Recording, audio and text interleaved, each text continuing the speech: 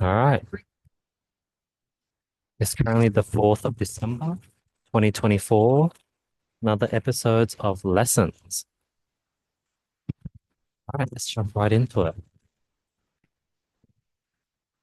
Lesson 526.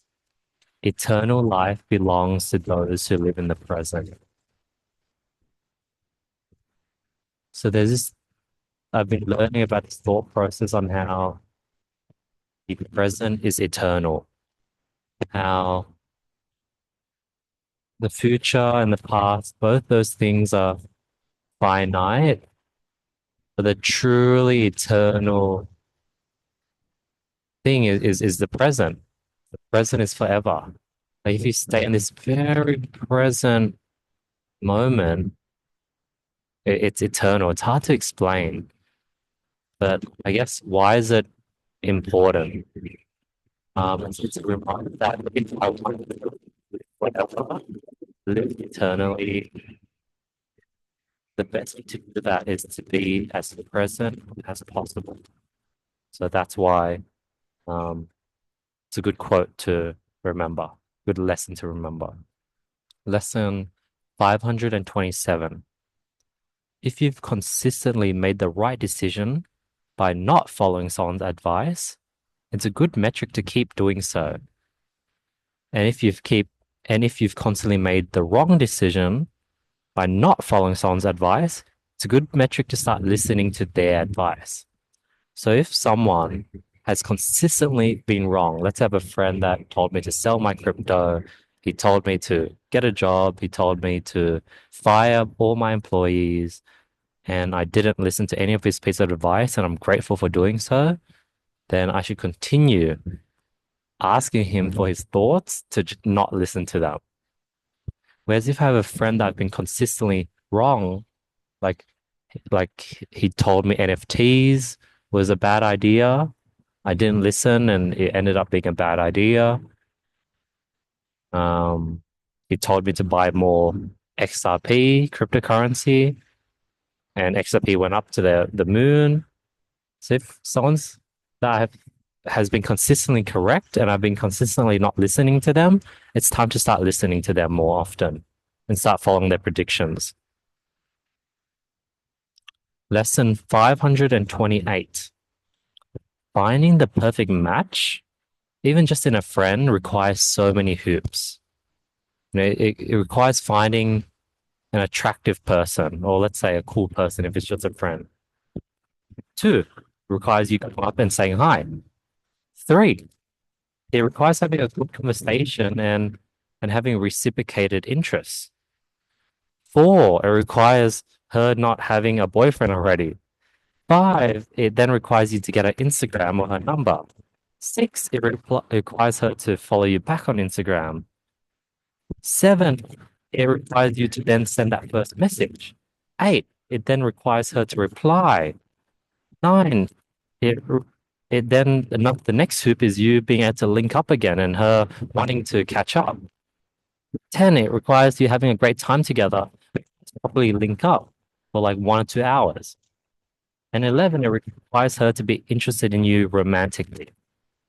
So there's so many points that you can't control. Out of those 11 points, the points that you can't control and you just have to trust the universe on is 1, 3, 4, 6, 8, 9, 10, and 11.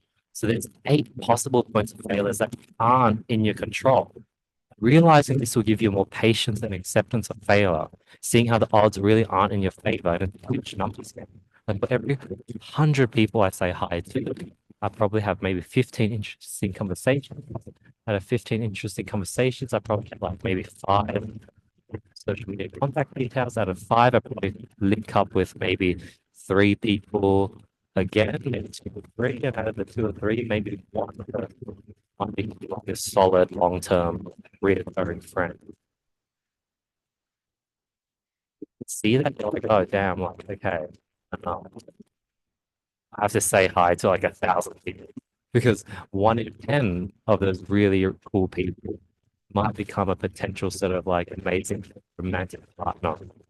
So accept and normalize the failure just because the number of hoops you have to go through. Plus, the odds really aren't in your favor. Um, so you have to really increase your volume.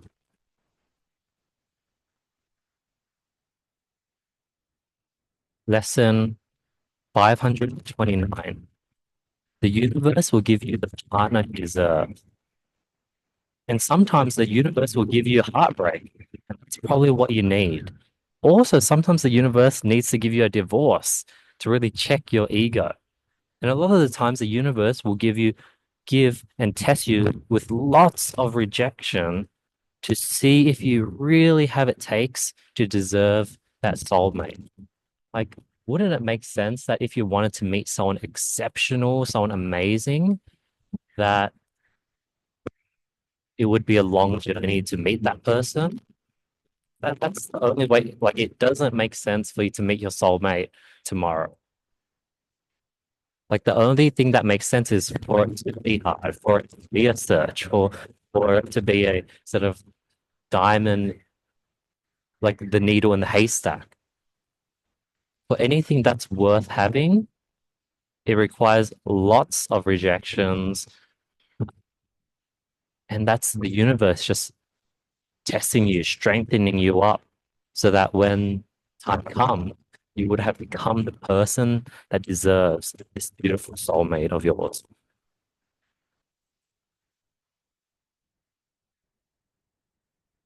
Lesson 530. Fuck it. If all else fails, I'll just work for my friends at minimum wage.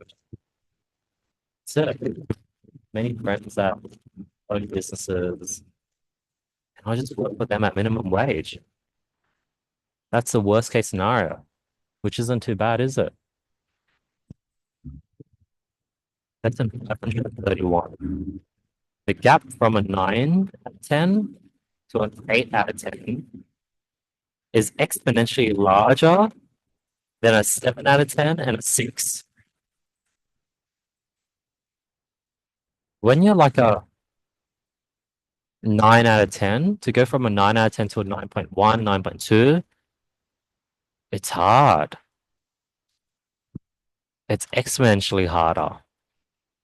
Like you go from working on your fitness and confidence to working on your ability to self-love, you work on your order, you work on your contentness, you work on enlightenment, you work on your honesty, and you work on all these things just to get a small bump from like 9.0 to like 9.1.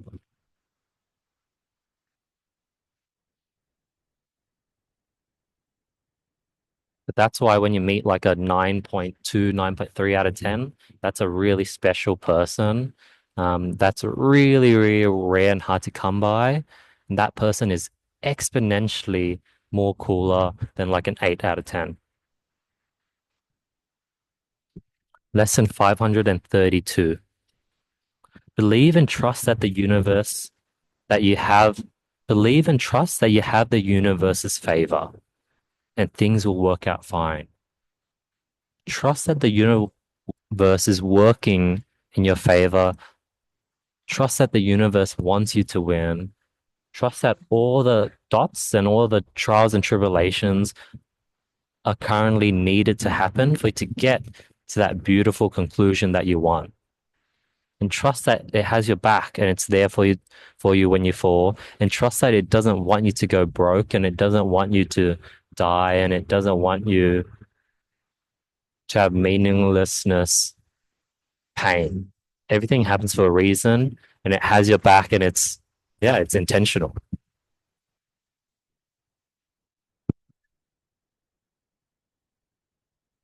Lesson 533. All my best thoughts come when I'm receiving tension within a close friendship. It forces me to analyze what is happening. So be grateful for the sort of confusing, tough relationships that you might now be having because it will force you to learn new things that you don't know about yourself and it'll force you to learn new solutions, new ways to navigate things. It'll force you to get to that next level. So see it as a good thing because tension is a sign that you have room to grow within that problem.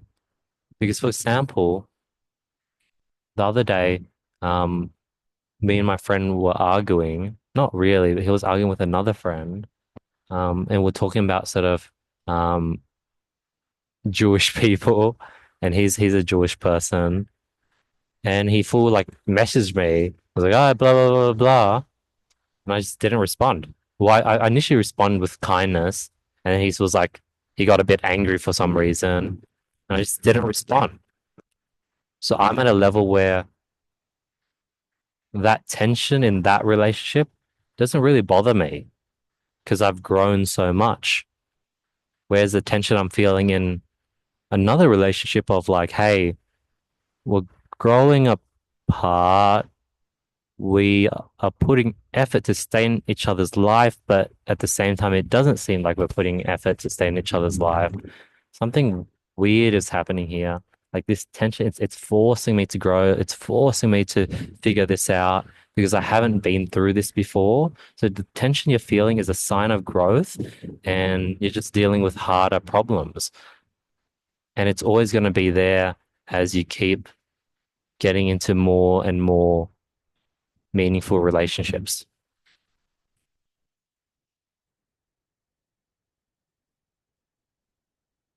If there is a re- if you're in a situation where there are reoccurring circumstances that bring you and your old friends together, and you know and worry that you will revert to the mean because you know you are the average of the five people you surround yourself with, intentionally use these meetups as a training ground for you to hold your own energy and persona. And you know, it won't be easy as you'll naturally subconsciously regress when you're hanging out with old friends. So intentionally take this challenge. So so intentionally take on this challenge every time you reunite. This will strengthen your muscle of your new identity as it will be pulled. So start seeing, like I used to be fearful of hanging out with old friends because they'll pull out the old me as I'm trying to grow and trying to do my own thing. Now I should look forward to it as a training ground to see how well I can hold ground and be myself. And yeah, see it as a solid training ground because that's the only opportunity where you get to really test to see how strong this new identity and character that you built is.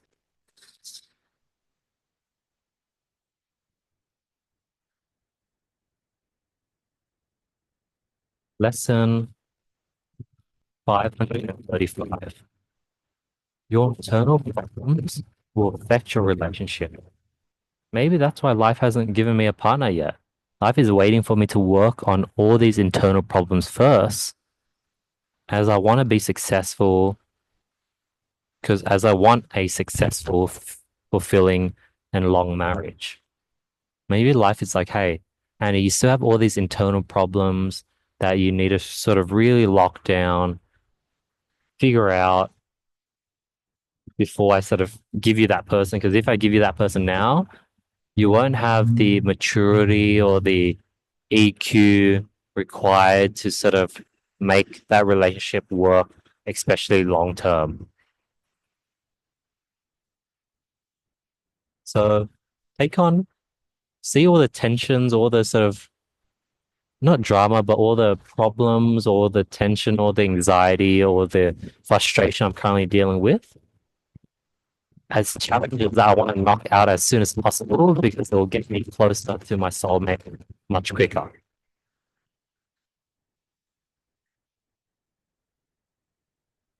Lesson 536. The moment you let someone go, that's when you'll receive a message from them. It's weird how life works. Every time I've let someone go, that's when they've somehow come into my life with a message but by then I've already let them go and I politely send them a message reciprocating what they sent to me and not taking it any further than that. So keep letting people go.